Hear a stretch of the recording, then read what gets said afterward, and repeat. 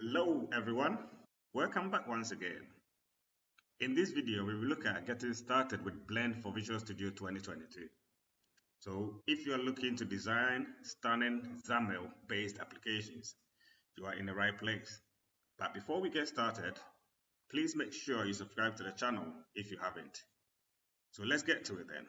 So Blend for Visual Studio is a powerful tool for designing XAML based applications. So whether you are working on WPF, UWP, XAML forms, etc., it provides a rich set of design tools that makes it easier to create visually appealing interactive user interface. Yeah. So to get started, you will need to have Visual Studio 2022 installed. Blend is included with a universal Windows platform development and .NET desktop development workloads. So once you have the Visual Studio opened, you can switch to Blend by selecting View and Design in Blend. So but we'll look at all of that. Yeah, so as you can see on the screen, I've got a Visual Studio installer opened. So to make sure you've got Blend installed, let's click on the Modify.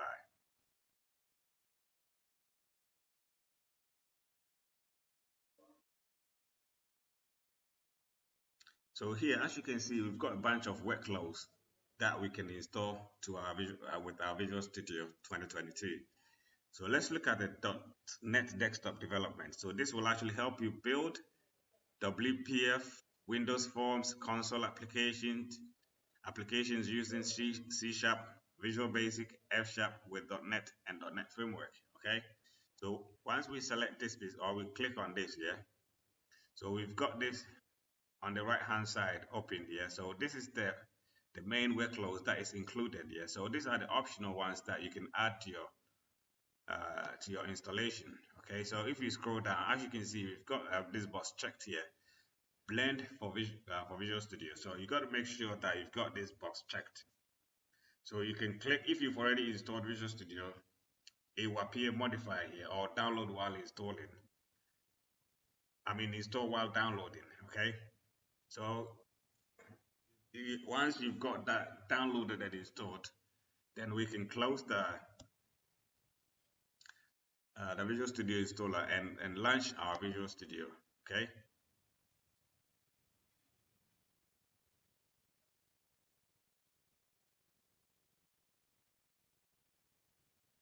So while the Visual Studio is being opened,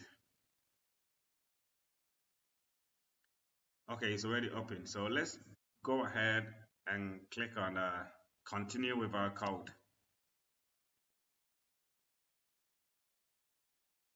So here we've got a blank Visual Studio solution open. So we go ahead and create a very simple WPF project. So we click on the new project. So here I've selected C Sharp. So let's type in WPF. So here, as you can see, we've got WPF application here. So it is just a project for creating a .NET WPF application. So we select this and we click on the next. So here you can configure your project details like the project name, the solution location, the solution name and whatnot. Okay, we're not going to look too much into that, but obviously you can have a look. You can pause the video and have a look. Okay, so we click on the next.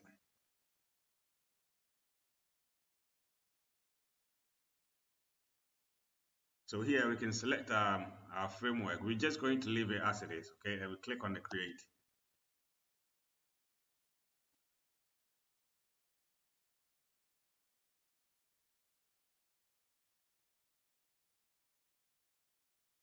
So it might take a while, so I'm just going to pause the video while the project creates. So now, as you can see, we've got WPF application created for us. Okay, so it's still loading up, yeah. But for some reason, my project, my laptop is a little bit slow. So we click on the work. I'm just going to pause it. Okay, so we click on the project, right click on this project, yeah. So here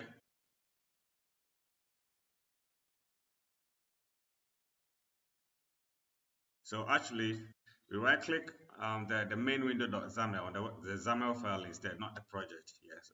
So once we right click, as you can see, we've got this design in blend. So we click on the design in blend.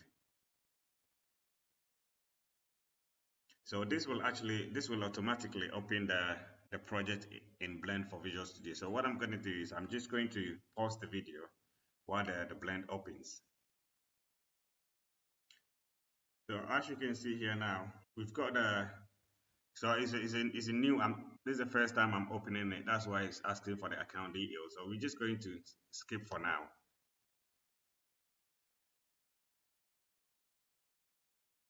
I'm still going to have to pause the video again.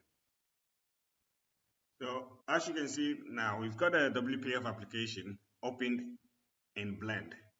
Yeah, so let's have a look at the blend. So on the left, you will find a tools panel, which contains the various tools for creating and modifying objects. So the assets, which is this bit here. So the assets window, accessible via the view here. So access it via the view, or by pressing that, you can press the Control Alt X. Yeah, to get that. It contains all the controls, styles, media, effects, and all that you can use. Okay. And we've got a bunch of it. We're not going to look too much into this, as this video is just to get us started. Okay. So here right now we've got the main window.xaml.cs opened. Okay, so let's go back to the solution. So here we're just going to open the main window.xaml. So this will actually open the design bit. Okay, so it might take a while, so I'm just going to pause the video again. So it's okay, it's opening now. So here we've got the design bit. So here obviously you can start with your design. You can also switch back to the Visual Studio. So this is our Visual Studio. So what we do is we go to the toolbox, okay?